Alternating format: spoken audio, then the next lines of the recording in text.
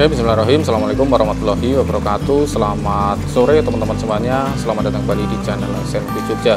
Nah, pada video kali ini saya sedikit berbagi tips ya teman-teman. Video ini mungkin akan sedikit bermanfaat untuk teman-teman breeder pemula ya, tentunya untuk teman-teman yang sudah profesional tentunya mungkin sudah menerapkan tips ini, atau bahkan mungkin malah tidak menerapkan sistem seperti saya ini ya. Jadi sistem breeding di tempat saya atau sistem perawatan induk ya teman-teman.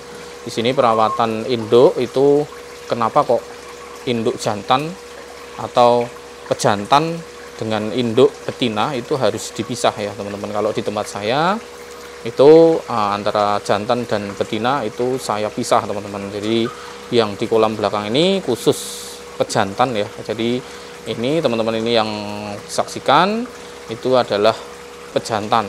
Kalau indukan itu nanti ada di kolam depan teman-teman. Kolamnya D3 ya, sering saya review ini kolamnya ya ini, tapi mungkin dulu masih agak kecil ya teman-teman. Ini sudah lumayan ya, ini ukurannya mungkin sudah di atas 50, bahkan ada yang 65 70 ya teman-teman. Ini ya, ini pejantan semua, ada Soragoi ya, ada Black Diamond. Nah, itu seperti betina ya teman-teman, tapi itu istilahnya mungkin pot belly ya teman-teman. Tapi ini dari ukur 30 cm udah kelihatan apa namanya, perutnya membuncit ya seperti betina. Bahkan yang sering main ke sini ya, teman main ke sini, Mas itu kok betina kok masih di sini, itu bukan betina ya, ini ikan jantan, tapi ya memang perutnya seperti itu ya, dan tidak saya jual teman-teman. Jadi ini adalah ikan kesayangan, jadi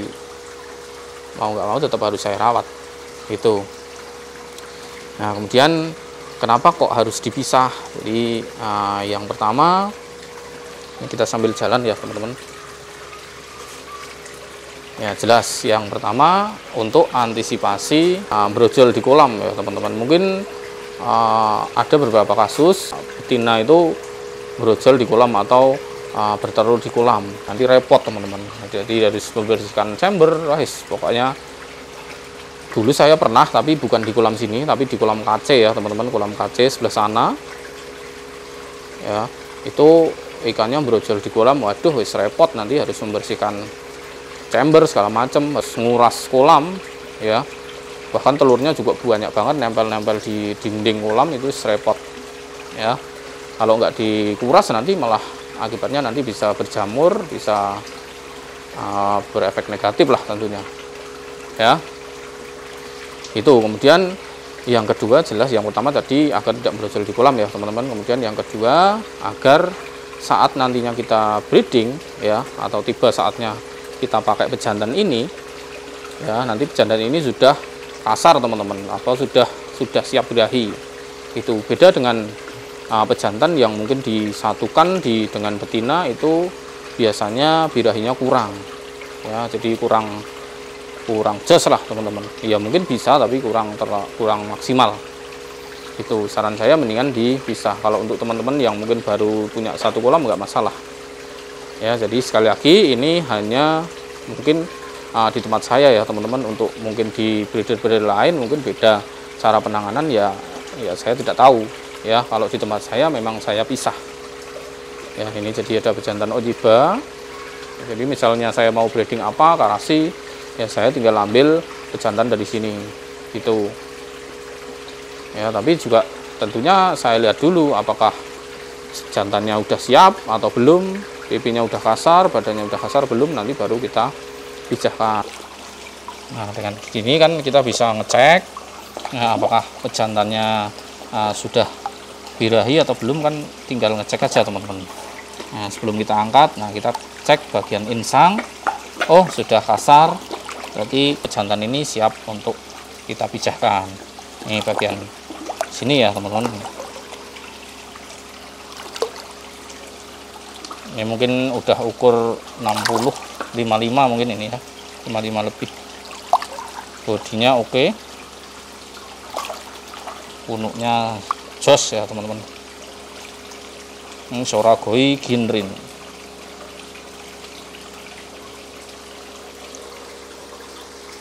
Kalau memang di sini belum kasar ya tidak saya pakai teman-teman. Itu. Oh iya, ini kolamnya agak surut ya teman-teman karena bocor. Ya, ini kolam bocor jadi saya harus nambahin air terus setiap hari. Ya, ini kolam terpalnya sudah bocor, nggak tahu kenapa. Ya, tapi harusnya saya ganti, tapi udahlah, kita tambah air aja, hidup-hidup ganti air ya teman-teman, tiap hari ngejok gitu. Oke ya teman-teman, ini ada sedikit review ya, mungkin teman-teman ada yang mau cari. Ini ada soa, ada siro ya, ini hasil keepingan saya.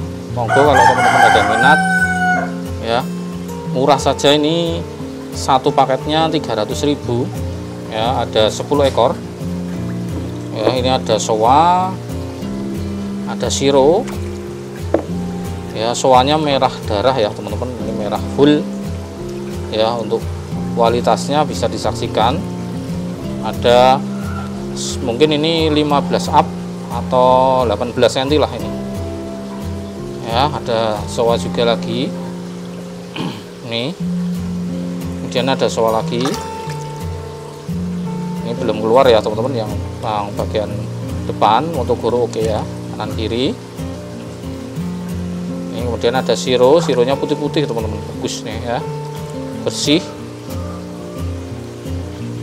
ya. Monggo sebelum nanti, cuma tinggal satu paket ya teman-teman, ada mungkin kalau ada sisa banyak tapi siro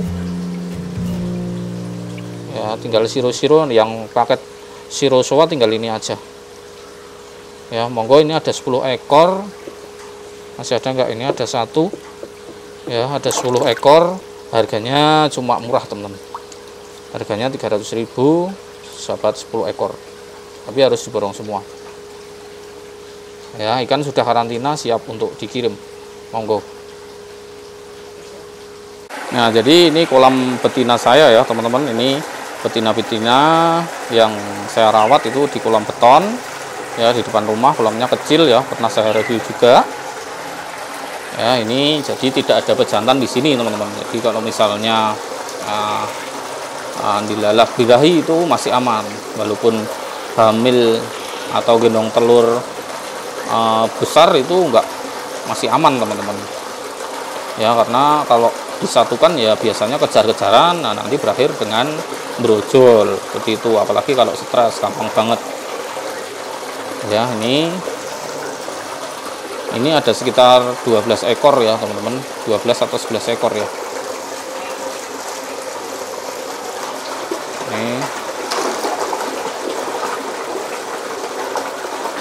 Ini ukurannya udah 60 ke atas ya teman-teman. Ada ojiba. Nah, ini ada soragoi atau midori ya ini ya. Ini mungkin sekarang udah 70 ya teman-teman, 65 lebih nih. Kalau di kamera mungkin kelihatan kecil, tapi kalau aslinya ini bodinya paling bagus, paling jinak.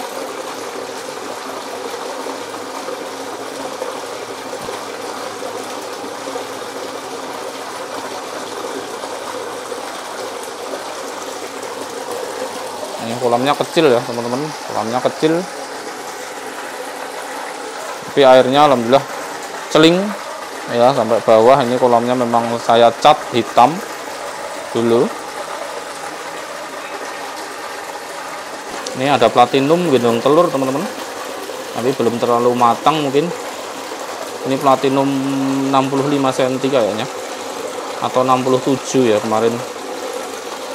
Putih bersih ini. Kalau ada pejantan platinum pasti sudah saya pijahkan, karena saya nggak mau kalau platinum misalnya disilang-silang nanti jadinya kurang bagus teman-teman.